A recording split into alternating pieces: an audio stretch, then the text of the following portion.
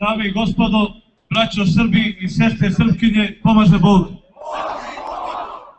Ovo je treći put u poslednjih 10-ak dana da dolazim u Beograd. Prethodna 2 puta dolazio sam sa svojom braćom iz Gračanice, Obilića, Kosova Polja, Vučitrna, Raniluga. Dolazili smo kako bismo Aleksandru Vučiću i Ivici Dačiću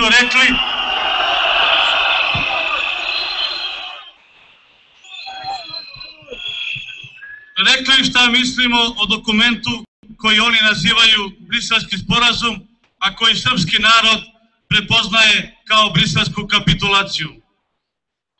Želeo sam da onima koji danas vode Srbiju kažem kako je 14 godina živeti u najjužnijoj srpskoj enklavi Štrpcu, u potpunom šiptarskom okruženju. Kako je živeti bez slobode kretanja, kako je živeti u konstantnom strahu za bezbednost svoje dece, kako je strepeti svaki put kada krenu u školu ili da se igraju sa svojim drugovima i drugaricama. Kako je buditi se svako jutro sa pitanjem da li je danas novi 17. mart. Mnogo toga želeli smo da pitamo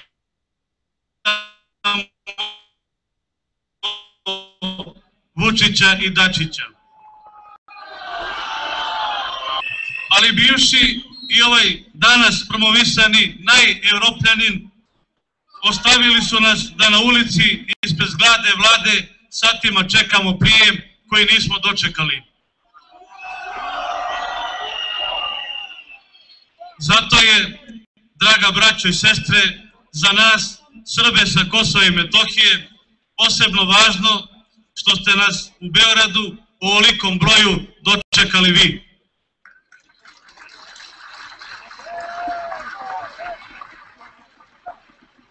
Hvala vam što nam svojim dolaskom pokazujete da ako su nas zaboravili i precrtali Vučić, Dačić i Tomislav Nikolić, da nas nije zaboravio srpski narod.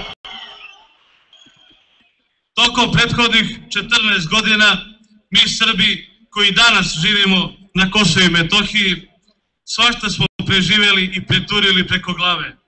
Nisu nas oterale ni NATO bombe 1999. godine, ni martovski pogrom 2004. brojna nerazjašnjena ubistva, kidnapovanja, nasilno vađenje organa, otimanje imovine. Bez obzira na sve muke, nismo prodali svoje kuće, oranice, livade, šume, reke, već želimo da ih ostavimo svojoj deci kao što su ih i nama ostavili naši očevi i majke. Ostali smo da živimo uz naše crkve i manastire, u Sveti Arhangel, u Spetsku patrijaršiju, Gračanicu, Bogorodicu Ljevišću. Ostali smo uz grobove svojih predaka i tako će biti zauvijek. Bez obzira na sve muke, bez obzira na to što poput Jevreja u nacističkoj Nemačkoj živimo u getu, nismo se predali i nikada nismo izgubili nadu da ćemo opet normalno živjeti. Mi ne tražimo duple plate i bilo kakve privilegije.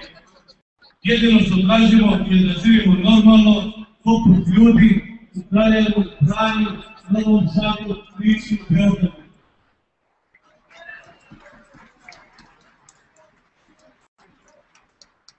Vučić i Dačić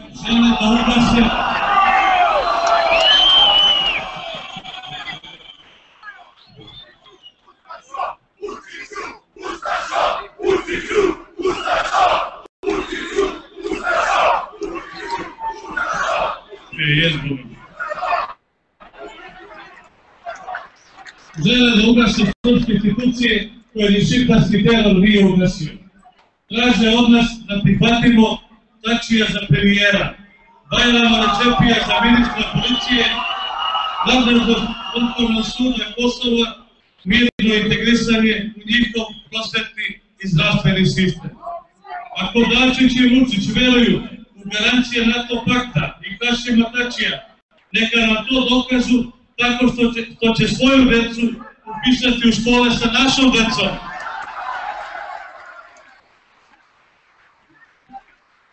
Neka nam dokažu tako što će svoje majke i očeve lečiti kod onih koji su nam do juče čupali srce iz nedara i prodavali srpske organe po Evropi u kojoj oni toliko žure. Srpski narod na Kosovu i Metohiji uvek je u manjoj ili većoj meri imao podršku vlade Republike Srbije. Potpisivanjem Briselskog sporazuma po prvi put se vlada Republike Srbije i srpski narod nalaze, nažalost, na suprotnim stranama. Potpisivanje Briselskog sporazuma pozdravili su svi neprijatelji srpskog naroda. Na istu stranu stale su Sjedinjene Američke Države, Evropska unija, Catherine Ashton, Hašim Tači, Ramuš Haradinaj, ali nažalost rame uz rame sa njima stali su i domaći izdajnici Vučić, Dačić, Nikolić, Dinkić i Čedomir Jovanović.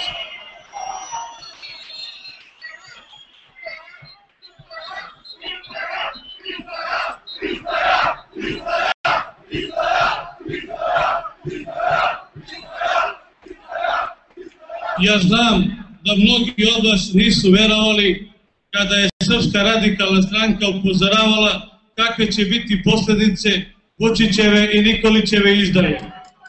Mnogi nisu verovali kada je iz Haškog tribunala srpski junak Vojislav Šešelj upozoravao da je Poturica gori od Tučina i da će Vučić i Nikolić po nalogu Zapada predati Kosovo i Metohiju, što čak ni Boris Tadić nije smeo. Sada je poslednji trenutak da se srpski narod probudi, opameti i ujedini u borbi protiv onih koji izdaju Kosovo i Metohiju. Vreme je da se odvoji žito od kukolja. Vreme je da se svaka politička stranka otvoreno izjasni da li u Vučiću i Dačiću vidi najveće neprijatelje srpskog naroda ili potencijalne koalicione partnere. Oni koji danas izdaju Kosovo i Metohiju, sutra će izdati Rašku, a preko sutra Vojvodinu.